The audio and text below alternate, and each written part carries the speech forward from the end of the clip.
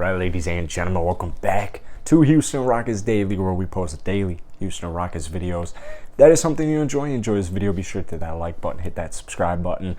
We have kind of like a dual part video here today. Basically, I saw this trade, and I think this is a pretty sweet trade. You know, it's something where I think personally, if I was the Rockets GM, which thankfully I'm not, it would be terrible, I have a feeling. We have a tweet here from Rockets Culture, and it's a phenomenal trade. I think this is a phenomenal trade if you're interested in it, and then it's going to bring us up to talking about drafting AJ Griffin, because as you're about to see here, it requires, or doesn't require, we received the 7th pick in the draft with this trade. So let's just get into it. Once again, this trade is from a tweet from Rockets Culture. Christian Wood, Jayshawn Tate, and the 17th pick of this year's draft would be headed to Portland. And then Houston would be receiving Eric Bledsoe, who they would buy him out literally immediately. Unless they're like, all right, we don't want Schroeder back. We're getting rid of our 17th pick. Unless they don't want Daishen Nix or Josh Christopher to run backup point guard next season, or maybe I wouldn't even be upset with, I guess, Eric Gordon. But Eric Bledsoe wouldn't be the end of the world because, you know, he's on a 1-year contract. Like, this next year is going to be his last year. He's making $19 million, but money's not an issue for Houston this next season. Great defender. I mean, he's a great defender. He's a good player, right? So it would be something similar to Dennis Schroeder to me. Like, you're just kind of, he's helping build almost like intangible stuff like leadership, just kind of culture, just kind of vibes, like that type of thing, just kind of there to provide any expertise he can. But Eric Bledsoe in this trade, to me, he's, I would imagine they would buy him out. I could be wrong, though. That's basically what would happen if they didn't buy him out. Greg Brown III, who basically 6'9", stretch big, small forward. There's a lot of hype around Greg Brown. And if you guys have been watching my videos, especially for the last, year or so now, Rocket fans were really big on Greg Brown. Like, they were very big on Greg Brown. I might even have a video on my main channel of myself talking about the Rockets drafting Greg Brown with one of their first-round picks. So, he's a high upside player. He's on a rookie contract. Like, there's no harm with that. It's low risk, and the reward is through the roof. And like I said, you're getting a guy who can do a little bit of a bunch of different things. Like, he can do a little bit of a bunch of different things. Nothing crazy. Otherwise, he would be, starting. Portland wouldn't want to trade him away for Christian Wood. No disrespect to Christian Wood. But he definitely has some value. And, basically the way I see it, if you're getting Eric Bledsoe and you're going to buy him out and you're getting the 7th pick in this year's draft with Greg Brown, it's essentially like Greg Brown, the 7th pick for 17, Jayshawn Tate, and Christian Wood. So you might think it's a little bit of an overpay, but to be quite honest with you, both of those two guys on the Rockets right now are 26 years old.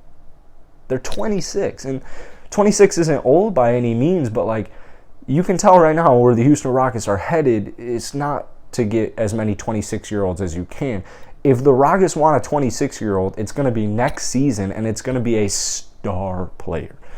I don't want them to necessarily get rid of Jayshawn Tate or Christian Wood unless it makes sense. And this is a trade that I think it would make some type of sense. So with that 7th pick, we're going to be talking about AJ Griffin in today's video just because that's who they have. That's whose site I'm on, tankathon.com. That's who they have going 7. But if a cat like Dyson Daniels, basically Dyson Daniels is a 6'7.5" shooting guard / point guard. He can definitely pass the ball. He averaged over 4 assists in the G League last season, but he's another one of those just really enticing prospects. He's probably definitely the best defensive guard in the draft, and then, the hope is, he kind of reminds me almost of Scotty Barnes, where you're really getting him for his immediate defensive help, but you're getting him for his defensive potential. You're just thinking this is a guy who could mold into a superstar. That's kind of how I view Dyson Daniels.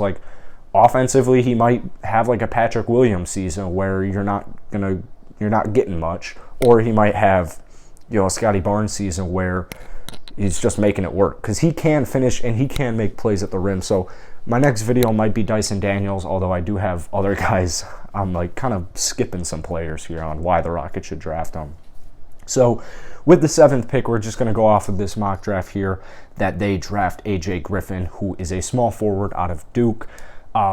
He's definitely like a slight, I shouldn't even say a slight, he's a tier below kind of the top 3 guys in my opinion. Like maybe even Jaden Ivey's in the top 3, but you know, I'm looking at Paolo, I'm looking at Chet, and I'm looking at Jabari as kind of like my tier 1.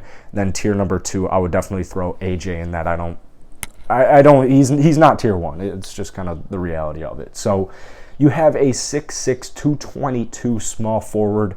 He's young, good. It's a good news. He's still technically 18 years old. So crazy people are born in 2003. I can't believe that. Last season with Duke, 39 games, 24 minutes played, 10.4 points, 3.9 rebounds, 1 assist, 0.6 blocks, 0.5 steals. So like I said, this isn't a guy who's going to blow up your stat sheet. He's not a guy who's going to blow up your stat sheet. But especially if you're getting rid of Jae'Sean Tate, you need a small forward. I mean, the Houston Rockets, we need a small forward. That's the reality of the situation, is they've needed a small forward for as long as I can remember. Like, as long as I can remember. So the thing about AJ Griffin is he's not the best defender. With his height, with his weight, you know, defense is one of those things that I would say he's going to improve at. Like, it's, I can't think of somebody actually, like, maybe if you're like Jaden Ivey and you're just kind of small, you can only get so good at defense, but I wouldn't be worried about AJ Griffin's defense whatsoever. The thing with AJ is he's extremely efficient. Like, he can just shoot the basketball. I mean, you look at his split stats here, 80% free throw shooter, so you kind of get a good feel right out of the gate. 49.3% field goal shooter on 7.5 attempts per game. But there's more. On over 4 threes per game, he shot 48%. No, I'm not good at math. Or I'm not good at reading. 45% from downtown. So we're looking at, you know, a 50-40-80 guy in college basketball. So, you know, would I take AJ Griffin with the 7th pick? I don't know. You know, I don't really know. Like I said, if Dyson Daniels is on the clock, I'd probably go with Dyson Daniels. I know the Rockets don't need another guard, but like, I'm telling you, dude, watch his highlights, read some articles on Dyson Daniels, and you're going to want him on your squad. But AJ Griffin would definitely fit a need. He would certainly fit the small forward need, and he's just kind of a nice little prospect who's, you know, his strengths are, he's just super efficient, dude. He's so efficient. Doesn't turn the ball over ever, averaged less than a turnover per game, and he can just shoot. He can shoot. Good basketball IQ as well. So I just thought this was a fun, interesting little video. I would still probably do that trade, though. Sorry, Jae'Sean. Sorry, Christian. Sorry, 17th pick. But I think if you have the ability to trade up to get number 7 and Greg Brown for a rebuilding team, I think that's a little bit better than having 2 26-year-olds who, by the time Houston's good, you know, they're probably going to be at least 28, right? So let me know what you guys think down below. Hit the like button, hit that sub button, and I'll see you guys. Started this daily live NBA show. We're going to have some sweet people on it. It's live every morning on YouTube at 8:30 a.m. Central Standard Time. It's going to be on streaming platforms afterwards. Great things coming. The link's going to be in the bio. It's going to be in the comment section of all of my videos. So I hope to see you guys there.